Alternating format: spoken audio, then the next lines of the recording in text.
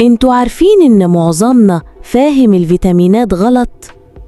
ناس كتير متخيلة ان اقراص الفيتامينات دي زي كأنها جرعة سحرية تاخدها تبقى بصحة حديد. الحقيقة يا ولاد، الجسم بتاعنا ما بيحتاجش الفيتامينات دي إلا لو عندنا نقص مثبت بالتحاليل.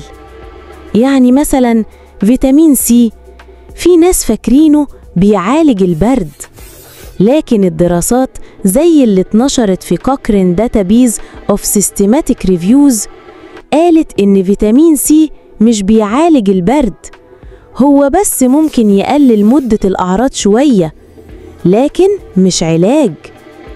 وبرضه فيتامينات زي د أو ب12 مهمين جدا، بس لو أخدناهم من غير داعي ممكن يعملوا مشاكل على الكلى أو الكبد.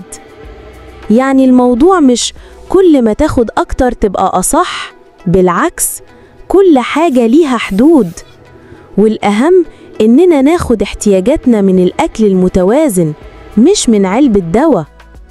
فالسؤال بقى، لسه فاكرين إن الفيتامينات دي لازم ناخدها طول الوقت، ولا فهمنا إن استخدامها الصح بيكون وقت الحاجة بس؟